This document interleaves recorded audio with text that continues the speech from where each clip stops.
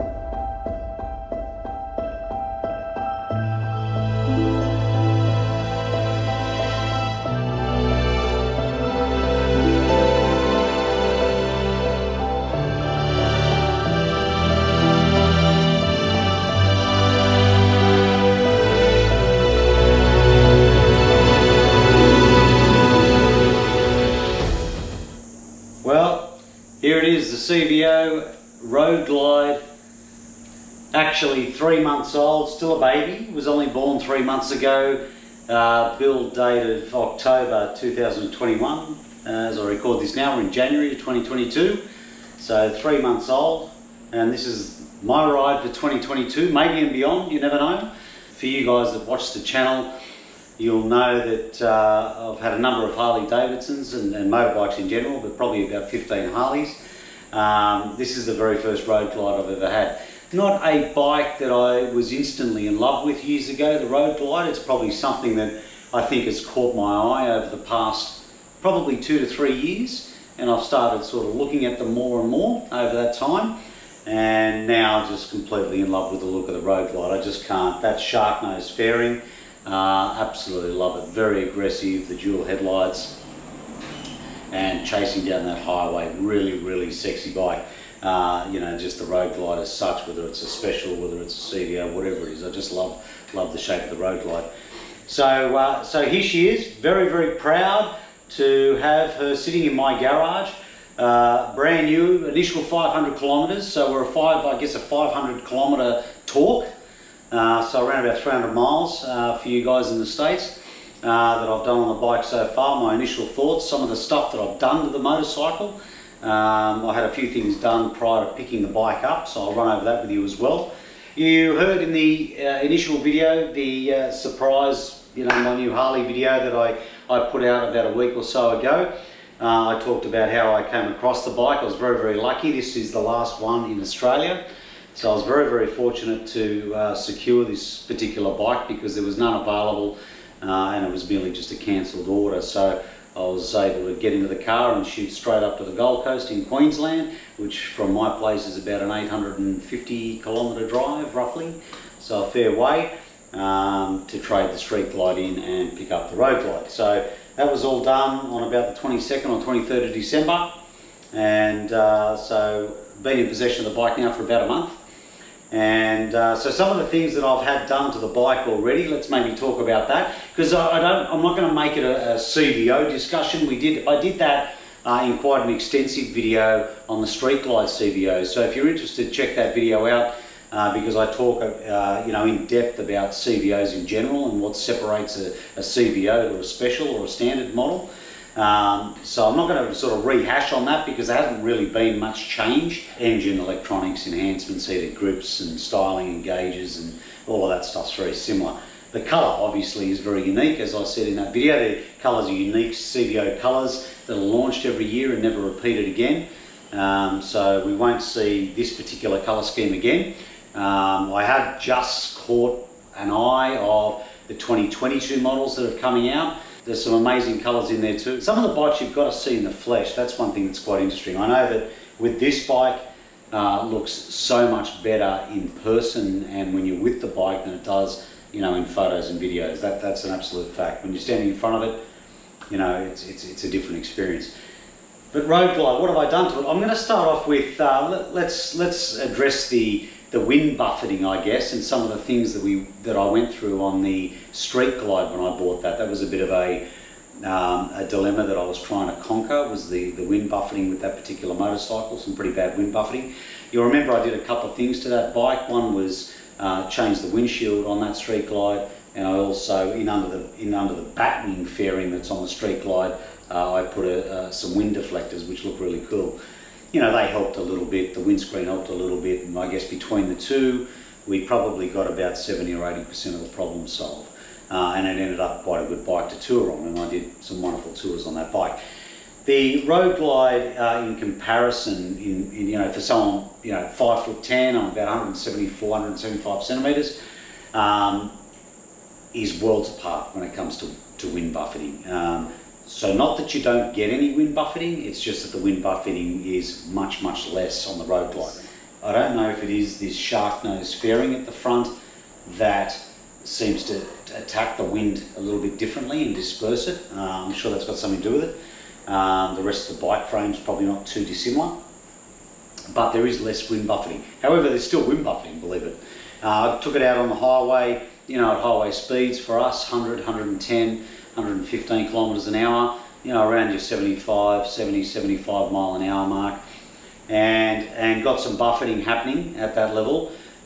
It was doable. It wasn't as bad as I found as the Street Glide, but it was something that I don't really want to put up with, so I went and did a little bit of shopping in respect of some screens for it, and of course came back to Clockworks. These guys are legends when it comes to screens for Harley-Davidsons. Again, not sponsored or promoted, everything I've got I've paid for, but they do make magnificent screens. So I've gone out and I've bought 2 Clockworks screens for this bike, and I've undergone some testing in respect to that. The reason being is because when you're measuring screens, you've got twofold. One is the height of the rider, and 2 is the position of the seat and how high or low you're going to sit in that seat. So they're probably the 2 components that will decide on how you choose your screen that works for you. You know, for myself, I chose the 2. So I bought the Clockworks Sport Flare 9-inch, which you can see on the bike now. It works tremendously when I've got my hammock seat on, which that's the standard CVO seat, so very low profile seat as you can see. When I tour, as you guys know, I put the hammock seat on the bike. That raises me a couple of inches. In the saddle, I sit a lot more comfortably, but I do sit higher in the bike, so naturally I need a little bit of a higher screen. The 9-inch is ready for touring and it's on the bike now, and it's ready for the hammock seat to go straight on. Around town and sitting in the garage and all those sorts of things, it's a little bit high for my liking, so I went and I bought the 6-inch Sport Flare, so exactly the same screen, just a couple of inches lower.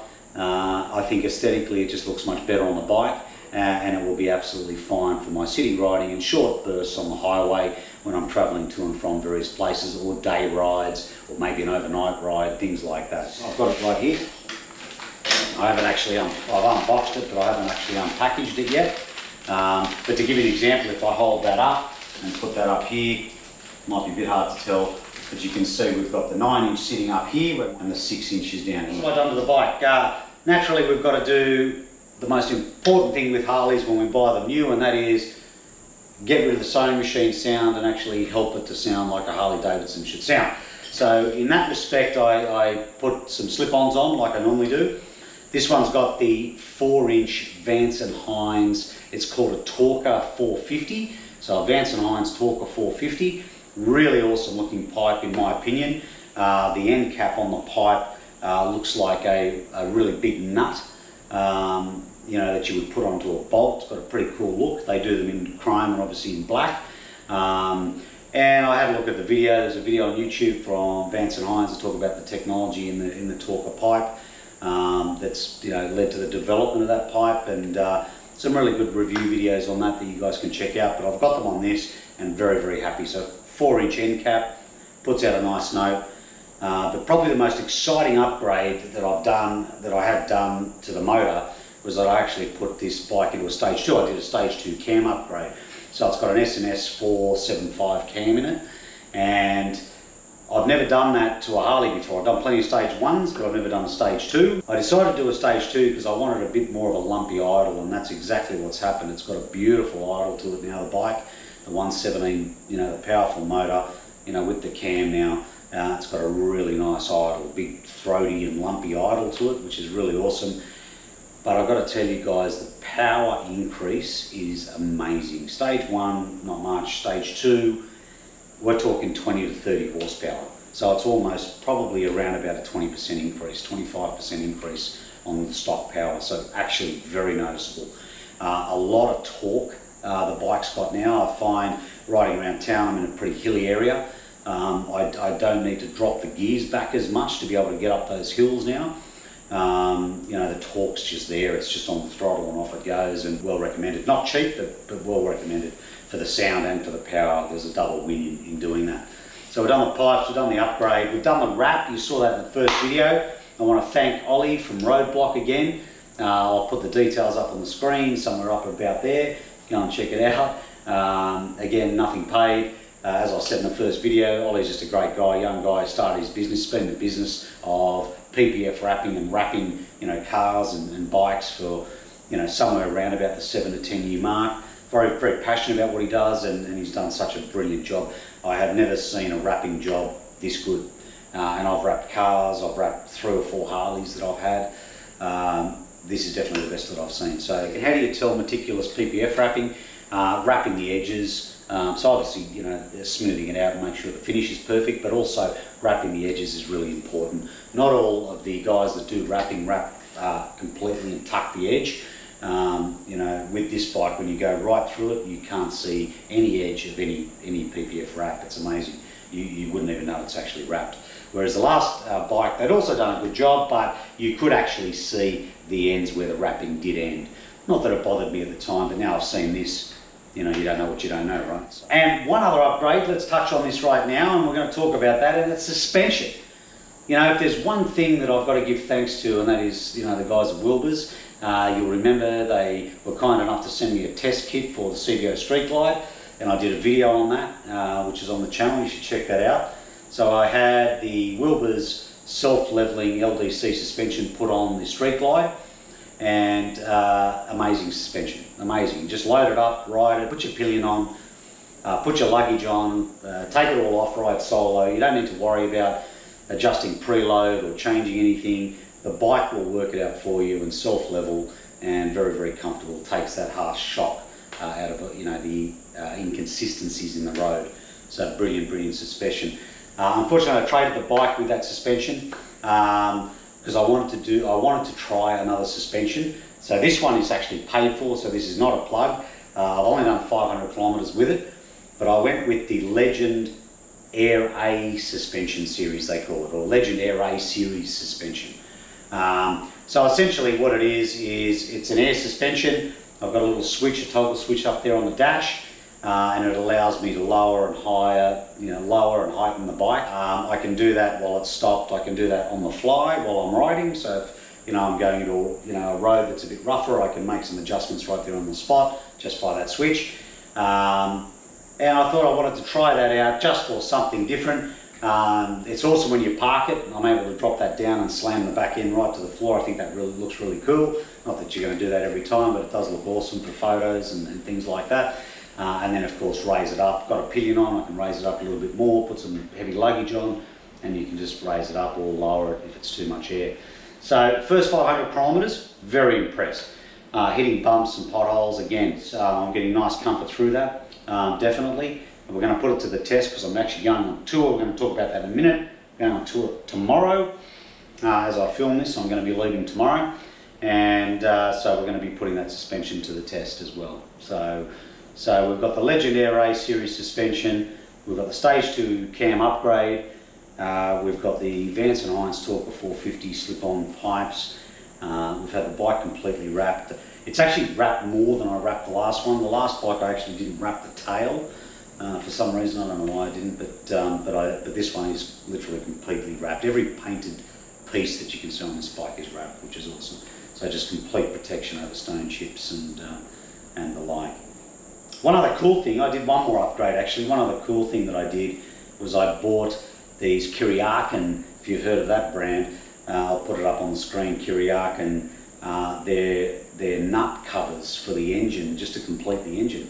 It's amazing, you get a beautiful bike with the, you know, the chrome or the blacked out or whatever your bike looks like, and you've got these really ugly Allen key bolts that fit all around the motor of the M8, the Milwaukee 8 engine. And so these little caps are awesome because they just go over. You buy a set of like whatever it is, 60 or 100 caps, and you just put the caps over each, you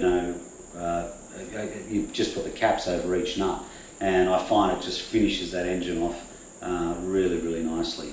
So that's it. Here she is for 2022, the CVO Road Glide. I'm very, very excited. We go on tour tomorrow. Let's talk about that for a quick sec. We're actually going to go back up to Queensland. You guys are coming up to Queensland with me. We're going to go straight up over the border. We're going to do about 900 Ks to Queensland, 850, 900 Ks. We're going to Gold Coast Harley-Davidson where I bought the bike, because I'm going to time that in with the motorcycle's first service. So one of the things the guys at Gold Coast Harley do when you buy a bike from them is they help you with a bit of a deal on the first service. So I thought, you know, it'd be a shame to put that to waste. I can build that in with a ride, so why not do that? So it's booked in on Tuesday for its first service. We'll be sitting around about, 1,500 kilometres by then, or about 1,000 miles, somewhere thereabouts, which is the first service. We'll get that first service done on the Gold Coast at Gold Coast Harley-Davidson. From there, we might head inland because I love the country roads, as you know. So we're going to head inland. We're going to visit some country towns in Queensland. So let's go and check that out, something I've never done. I'm going to go for about a week, about 6 to 7 days, and we're going to tour around and come back into New South Wales and hit some country roads. So pretty exciting. I'm really, really pumped. Haven't done a big ride for a while. It's been nearly 12 months. It's disgusting I'm actually saying that. Since my tour, but we had lockdowns and all that sort of stuff, and running my business and all that stuff that gets in the way.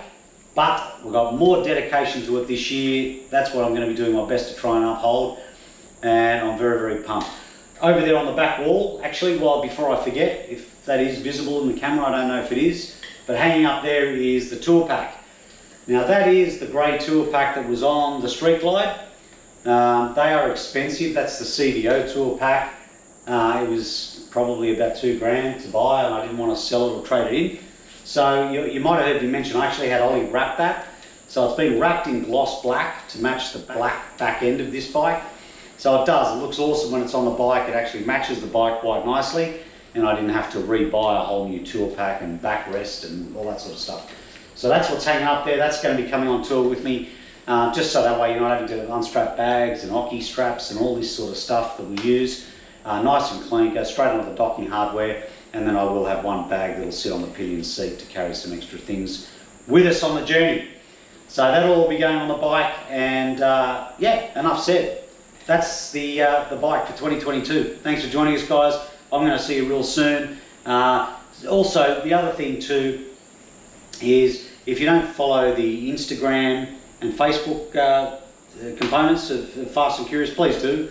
Check it out. Fast and Curious has got a good presence on Facebook. I try and update it, when I'm on tour and do things like that. It's the fastest way to get updates because naturally I've got to come home, produce the videos, and then they come out. So check it, like the pages, so that way you get the notifications on tour as they're coming. And you guys can stay up to date that way, and I hope you're all doing well. As I said, I wish you guys a wonderful 2022 ahead. We're almost to the close of the first month of the year, 11 months left.